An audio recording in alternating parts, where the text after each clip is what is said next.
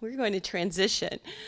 I don't want to, but we are. Ben Conruff is one of our education directors for Wisconsin Technical College System. He's going to take this high-level 60 forward goal that we talk about and really help us all make sense of it so that after today, we continue to know how this really is something that we can attain, and I challenge that we can exceed it. Thank you. What a tough act to follow there. Good morning, everyone. My name is Ben Conruff. I'm an education director at the Wisconsin Technical College System office. What I'm going to share with you today is an overview of our Wisconsin 60 Forward goal and progress to date. So how close are we to achieving said goal? I have a series of multiple choice questions that I'm going to throw up on the screen, and we have some table discussions that I hope you'll engage in as well. To start off, a little bit of history about 60 Forward. So back in 2016, the 3 Wisconsin higher education post-secondary partners collaborated with the Lumina Foundation to establish a statewide credential attainment rate goal. This goal was created to not only increase credentialing within Wisconsin, but also to continue our commitment to providing employers within Wisconsin skilled labor. Ultimately, this goal was branded as Wisconsin 60 Forward. And the goal specifically, as you can see on the screen, is that 60% of the population aged 25 to 64 will have a post-secondary credential by 2027. Again, the goal is 60% of the population aged 25 to 64 will have a post-secondary credential by 2027. So let's jump into our first multiple choice question. This relates to our current credential attainment within Wisconsin. So what I'm going to have folks do at other sites as well, just raise your hands as I say the actual multiple choice question. I'll see how it looks here in Madison and report to folks at the other sites.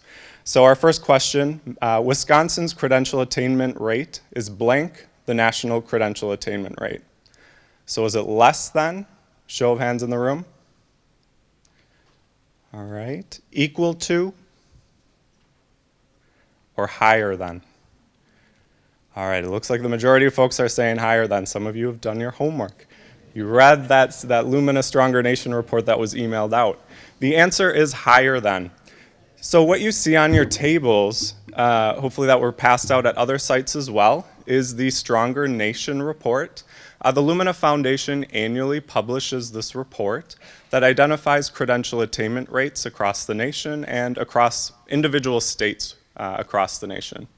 So within Wisconsin, our overall credential attainment rate is roughly 50.5%. This is comprised of certificates, and associate degrees are higher. So associate degrees, bachelor's degrees, graduate degrees, etc. Now when we look at the national rate is 47.6%. So we are leading the national rate. Within Wisconsin, we also wanted to include apprenticeship completions within our calculations. Lumina does not have access to a national data set that includes apprenticeship, so we worked with the Department of Workforce Development and their Bureau of Apprenticeship Standards to collect that data. What we estimated is that roughly 3.5% of the population currently has an apprenticeship degree.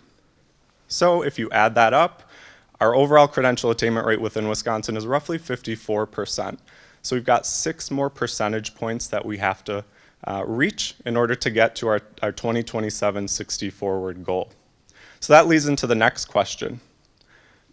Based on historical rates of credential attainment in Wisconsin's aging population, Wisconsin is on target to meet our 2027 60 Forward credential attainment goal.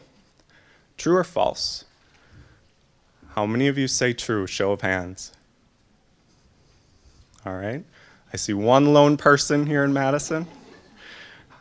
False? Everyone else. All right, well, the correct answer is false. So we did an analysis in support of our 60 Forward work, and within this analysis, we held all things constant, looked at historical rates of credential attainment for younger populations, and projected to answer the question that you see on the screen, how many more Wisconsinites must earn a credential to reach our 60 Forward attainment goal? So to explore this question, We first started by estimating the population within Wisconsin between the ages of 25 and 64 in the year 2027. We found that number to be roughly 2.8 million individuals. So in order to reach our goal, 60% of that population has to obtain a credential, right? So we multiply that 2.8 million by 60%, and the product is 1.7 million individuals. We then started assessing current credential holders within Wisconsin. So we looked at the populations 25 to 54, age 25 to 54. You might be wondering why. The reason we did that is that 25-year-olds will be 35, 54-year-olds will be 64 in the year 2027. Anyone older than 54 will not be included within the calculation. Again, the population, it's 25 to 64. So we looked at post-secondary degree holders, which are individuals with an associate degree or higher. We looked at certificate holders and also apprenticeship holders within Wisconsin. We then looked at future credential holders by 2027, so folks who are currently aged 15 to 24. Again, 10 years from now, those 15-year-olds will be 25, 24-year-olds will be 34. And we applied historical rates of credential attainment for younger populations and estimated that a little less than 500,000 individuals will likely hold a credential by 2027. So we added all that up, got roughly 1.6 million individuals within Wisconsin that we're projecting, and then we compared what we needed to what we're projecting we'll have. So we subtracted 1.7 million from the 1.6, and we have a shortfall of about 90,000 individuals within Wisconsin. So if we hold all things constant, rely on aging demographics, and look at historical rates of credential attainment for younger populations within Wisconsin, we'll miss our credential attainment goal by roughly 90,000 individuals within the state. So the question becomes, what are we going to continue to do that we know advances student success and student access in our institutions, and what are we going to do differently? So what I'm going to have you all do, take a couple minutes at your table. I want you to discuss the question that you see on the screen. What are some of the activities or initiatives currently happening at your college or in your classrooms that you believe will advance progress towards reaching Wisconsin's 60 Forward goal? So talk about some of the things going on in your classrooms or at your college that you think will advance us towards that 60 Forward goal. I'm going to give you a couple of minutes. I'll walk around the room. Once I come back up here, that's the sign that we're going to start again, all right? Thanks.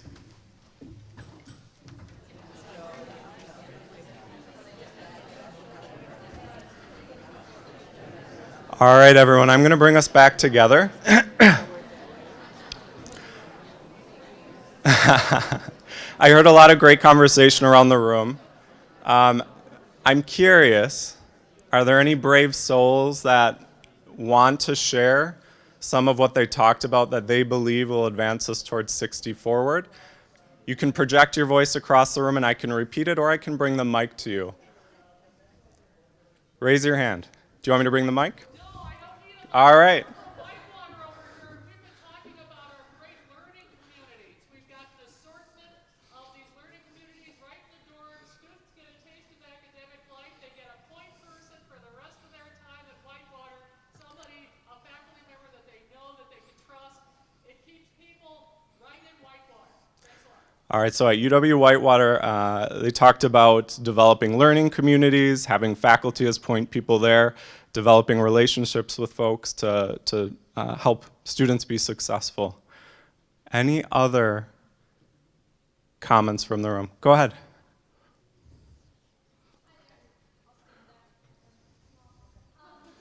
So I work with the project. I'm from UW System, and I'm working with 5 institutions: Green Bay, Milwaukee, Oshkosh, Whitewater, and Platte. Launching an initiative to double the number of adult learners who receive recognition and credit for their prior learning. Oh, thank you. With the assumption that we feel important to equity that students come to us with a knowledge base that's worthy of recognition and often worthy of college credit, and that if we truly want to engage students in our communities, in our classrooms, we need to develop methods to recognize that. And the work that we've done in the past shows that adult learners who do go through a recognition of prior learning project report that they have better internalized validation of their learning. They feel like they are discovered that they come in with sort of a confidence of I'm behind, and after they have this confidence of I'm ahead. So we think that this could be an important strategy to actually engage specifically the population that we need to get to that goal.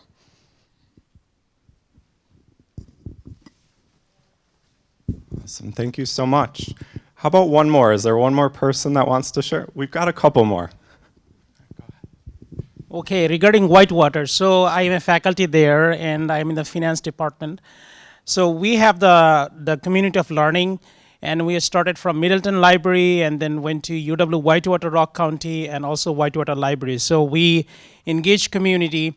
We, three of us faculty, we started this program, how to build your credit, how to apply for mortgage for senior people, how to do reverse mortgage. So we engage people, and we talk, and how to be better in financial aspects. And another good thing for the students that we started last year, which is just we are talking about it, the emergency funding. So for example, the student's car got hit or probably got broke something, and they can right away get $1,000 or so, I think, yeah, $1,000 or more for scholarship just to get the fix, or maybe daycare for that day, so that the student can get back immediately and is not fall behind. So that's two good things that I just we discussed and wanted to share with you. Thank you. Thank you so much for sharing. We have another over here. So I'm a full-time nursing faculty here at Madison College, and we identified over the years quite a gap between particularly students of color and students from diverse backgrounds coming into the nursing program and having fairly high attrition.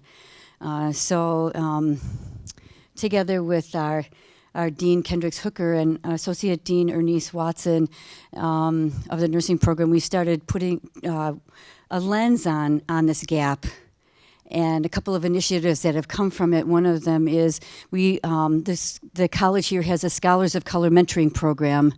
It's been in place for a while here in this building for liberal arts students and gen ed students, and we started that specifically for nursing students, pre and current nursing students, and they're matched with a mentor, faculty person, or someone in the community.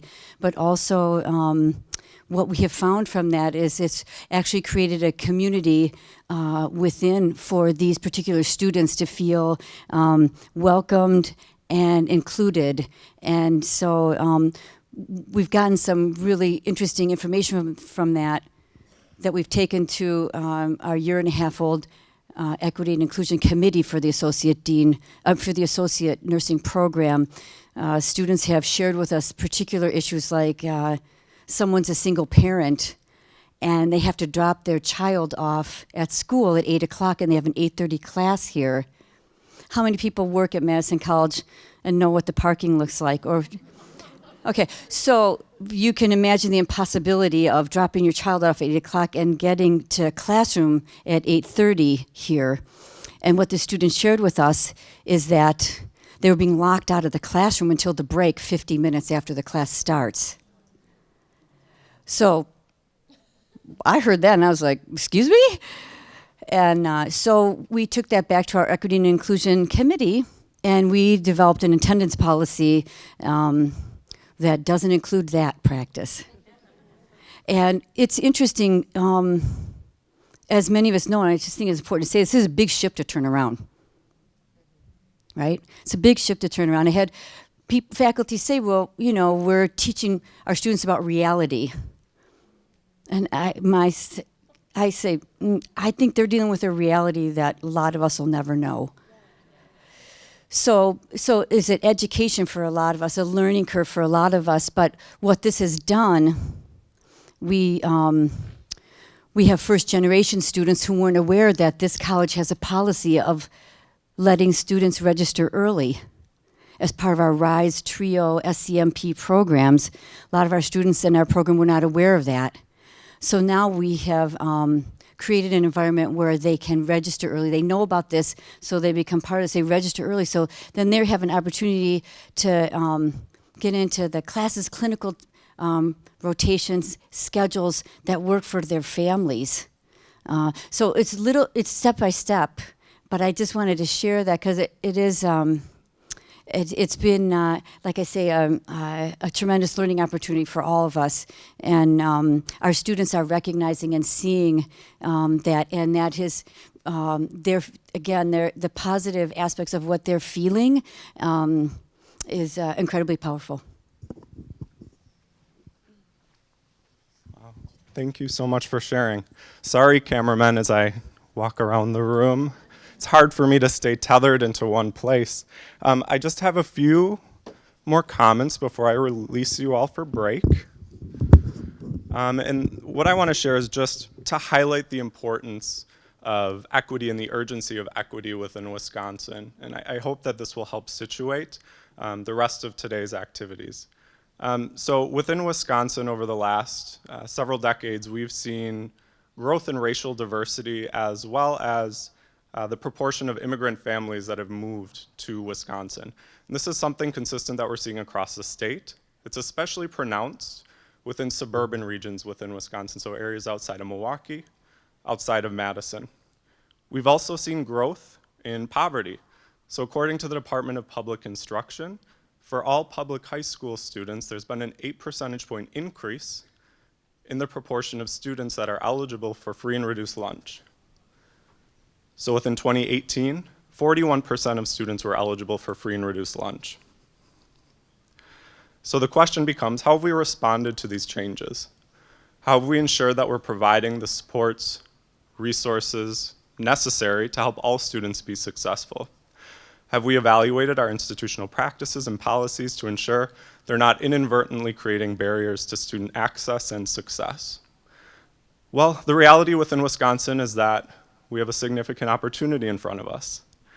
According to a report by Penn State and their Institute for Research in Higher Education, Wisconsin is ranked 49th in the nation for education equity.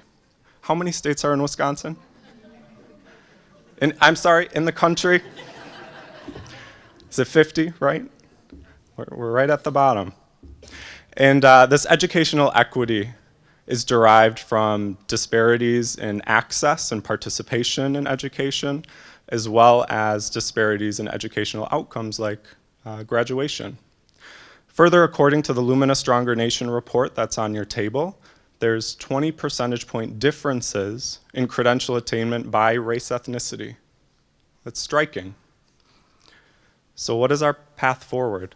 How are we going to dig ourselves out of this educational attainment debt that we have within Wisconsin? Well, that's why I'm so excited to hear from our keynote speakers today to talk to us about building an equity mindset in the classroom. So as you're engaging today, please consider your existing knowledge and practices around equity in the classroom, your role as an education leader, and the importance of data to monitor progress and ensuring that all students are successful. Thank you.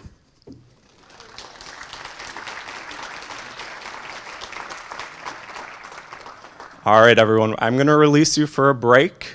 Please come back by 10:10, and we'll have Gloria share her keynote speech, which I am so excited about.